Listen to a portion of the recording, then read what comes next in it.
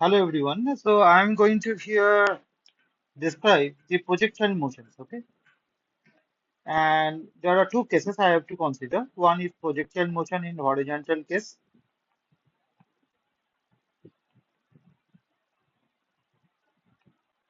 That means when a projectile is thrown with a velocity u, so at an angle theta with the horizontal, then what are the quantities we have to consider? And this is very important thing. And what is the trajectory of the projectile? So I have taken the horizontal axis as x-axis and the vertical axis as y-axis.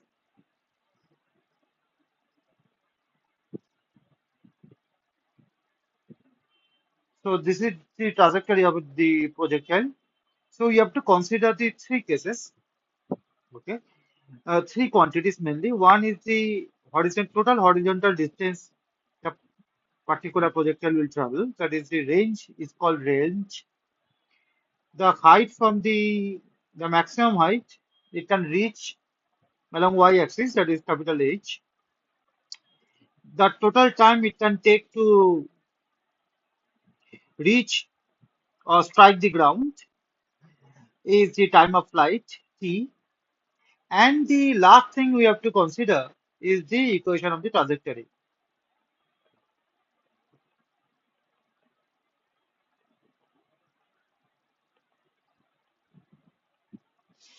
Okay, good. So one by one. So first is the range, second is the time of flight,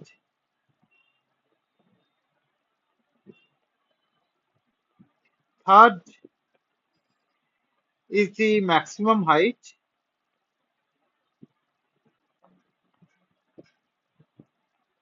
and fourth the equation of the trajectory.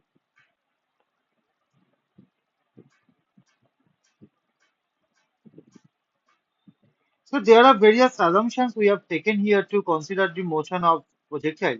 So let me first list the assumptions which are not given in many books or often excluded or often not regarded in many cases. So, the first assumption, so what are the assumptions we are making to consider the motion to make our life more simpler one by one? So, first assumption is the gravitational acceleration is uniform.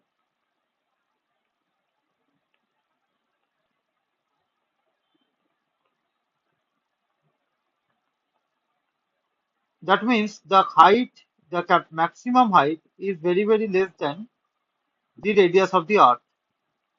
Okay, so otherwise we cannot find the height using our ordinary formula, okay, of velocity and distance. So this is a main assumption here. Second, the particle or the projectile is moving only under gravity.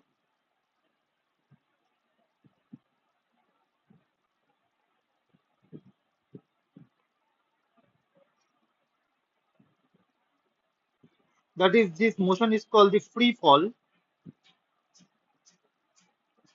So we have ignored the initial kick, which gives the initial velocity. So initial kick is now excluded from the picture. Okay. So these are the main assumptions we have to make to consider the this motion. And the third is very important, which is called the air drag. So there is no air, so air drag is absent, and uh, it is already told in some in a different way in the assumption too, because we have already told it is moving only under the force of gravity. So the other forces like air drag force or other forces in the friction or any force from this particular picture are excluded. Okay, so this is very important. So we have to consider. So let us begin the analysis. Okay.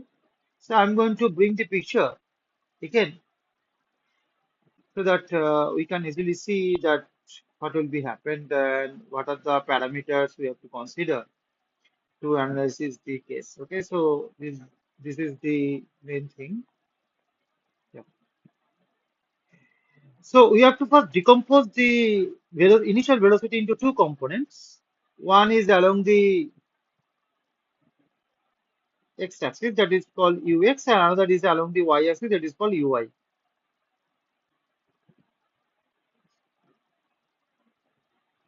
Okay.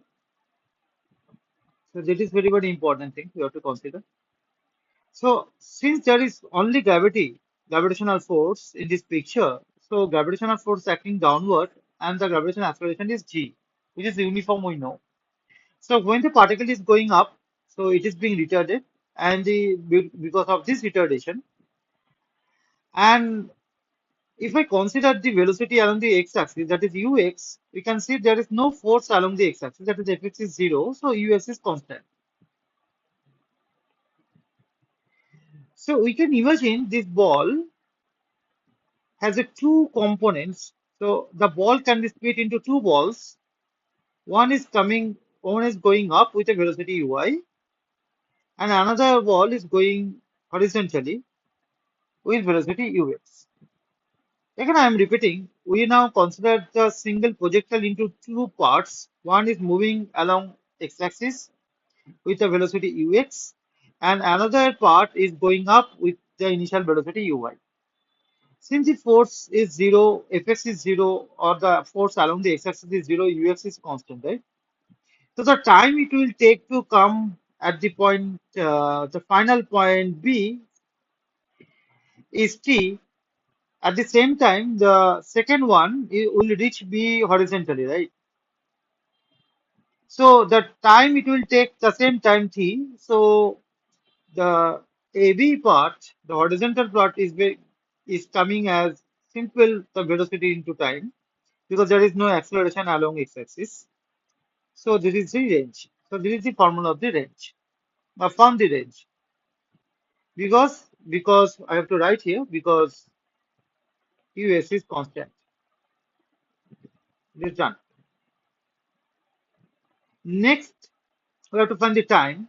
So for from nowwards, we will not consider the US anymore. Okay, so we will consider UI only. So we will actually consider the upward or downward motion. We are not considering the horizontal motion anymore.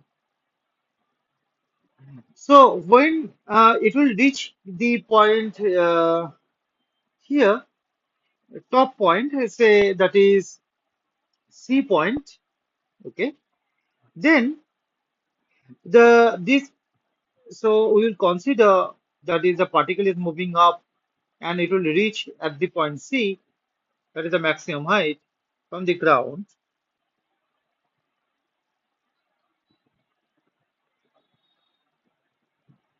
that is h. So here the final velocity of the ui, because it will reach at the maximum height, it becomes zero. And then it will start falling after that, right? So, so the formula, so the final velocity is zero here, Vy. So Vy equal to, since it is being retarded, so Ey minus Gt. So T becomes simple. So Vy is zero, so T becomes simple Ui by G.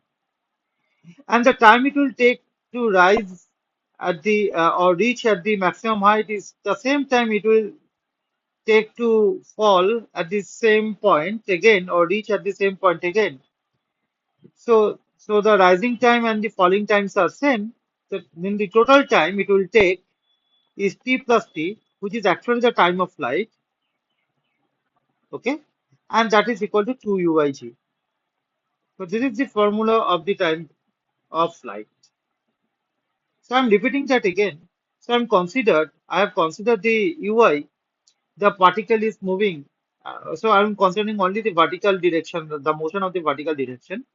The particle, it will take time to reach the maximum height, and the time it will take to reach at the to reach the ground are same, and that means it will go up along the so it will go up with a go up to the point C in time t, and it will come back to this point again in time t.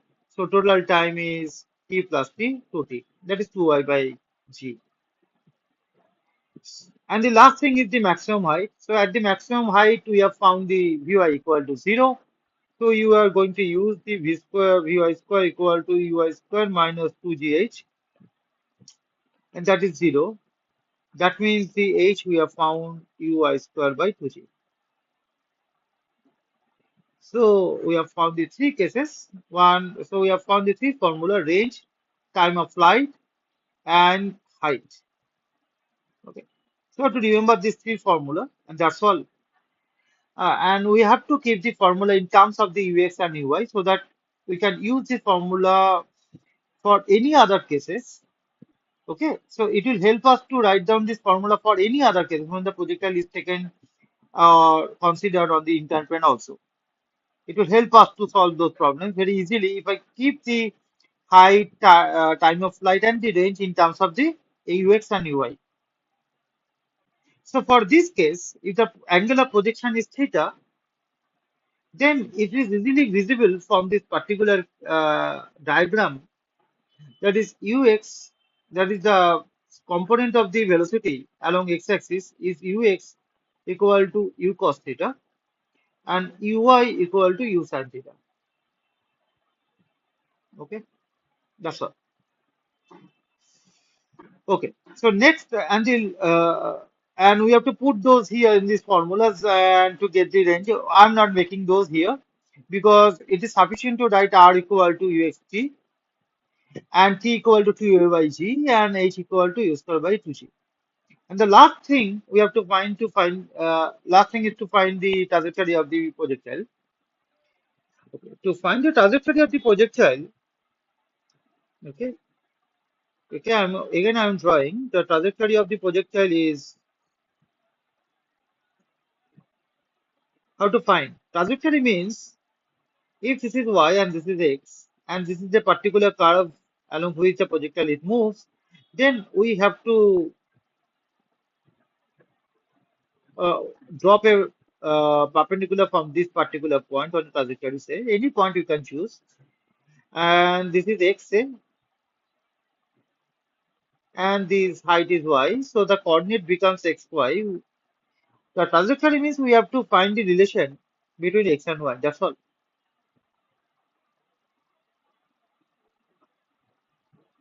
Okay. So let us find that. It is very very easy. So this is say ux. It is u, and this direction has component ux, and that is uy. Say, and this is theta. So along y. So suppose the time it will projectile the projectile requires time to reach P from the starting point O is t second, t dash say. So you can easily write x equal to ux into t as because the us is constant, right? And y the vertical in vertical direction dissertation is working. So u y t minus half dt square. So t dash square I should write t dash. So now we are going to relate x and y. We have already seen there are two equations, so equation number one, equation number two, and both have the same common parameter, which is time. So what I am doing is I am just finding the time t dash from the equation number one, which is ux by x, sorry, x by ux, and putting this time in this equation. That's all. So we have found that uy is x by ux minus half g x by ux whole square is okay. So this equation becomes uy by ux into x minus half. So I should write it slightly different way. That is rearranging term like this, rearranging those terms. So 2 ux square into s square. So this part I am writing A and this part I am writing B. So this equation, so y becomes ax minus bx square. And B, A and B are positive quantity, it is greater than 0. So this particular curve, which is related according to this kind of equation, is called the parabola.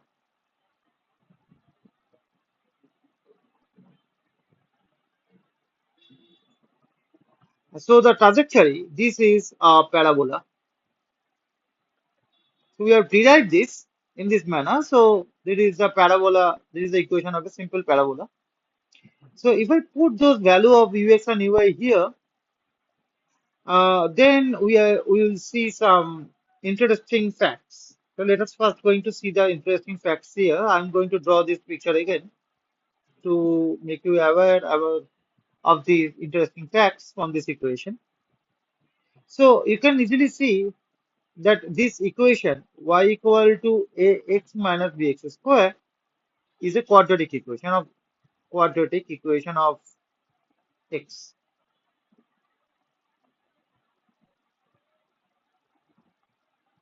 What does it tell? It is telling that for two value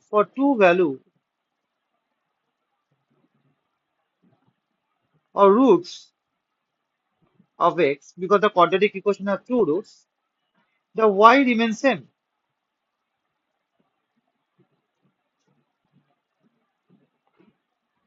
Okay, good. So that and it is easily visible from this picture. How? So if I draw a particular horizontal line here, you can easily see that this same height,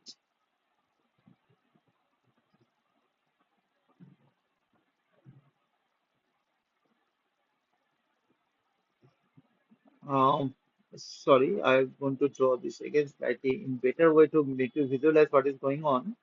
So this is, I'm going a drawing. So this is a particular height say.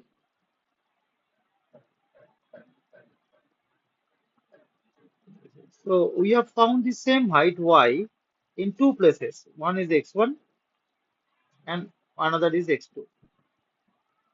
So these are actually told by this equation, because we are getting two values of x for which the heights are same. Okay, because it is obeying the quadratic equation. Okay, so next thing is very easy to apply this fact in the case for y equal to 0, the starting point. So there are 2 points where y becomes 0. One is at x equal to 0 and another is x equal to r, the range. That means if I put y equal to 0 in this equation, x minus bx square, then I can take x common. And if I take x common outside, it will be very easy to see that it becomes b by a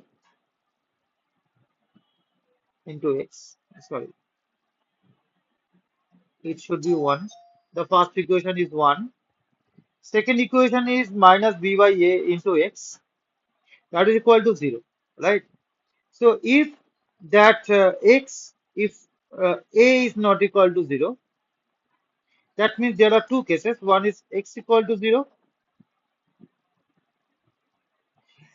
which is actually the first initial point, and another point can be found when the bracketed term is made equal to 0, that is x equal to a by b. That means the a by b equal to is r. Okay. So that means that is x equal to 0 is the origin and x is equal to r is the a by b equal to r. So we can write the above equation right now. That is y equal to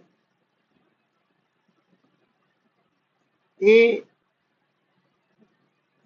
x minus bx square is equal to, I'm taking now x common, it becomes 1 by b by x this. And since a by b equal to r, that means b by a equal to 1 by r. So this equation can be written as ax into 1 minus x by r. So this is another way to write down the equation. To write down the equation is very, very helpful to solve the trajectory problem. There are two or three kinds of trajectory problems in projectile motion, and this can be solved using this equation of trajectory. So summary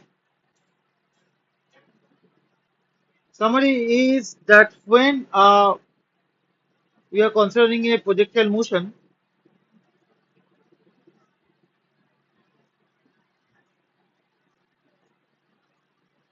we have to consider the y-axis and x-axis and decompose the u in terms of the ux and that is uy, and write down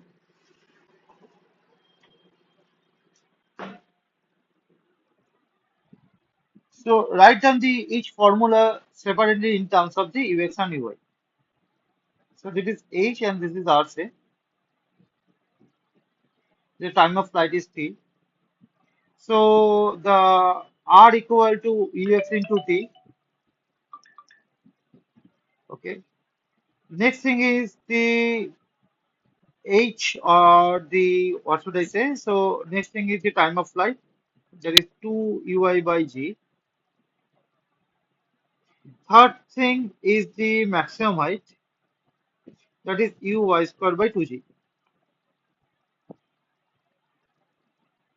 And fourth, what we have learned, that is the equation of the trajectory is ax minus bx square, but that can be written as ax 1 minus x by r. Okay. So these are the very important things we have to remember. And a by b is equal to r, that we have already found.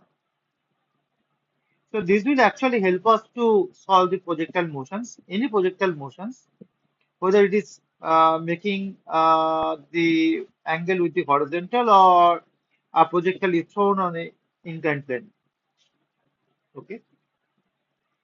So let me end it here, and we will move to the projectile motion on inclined plane in the later video, in the next video. Okay.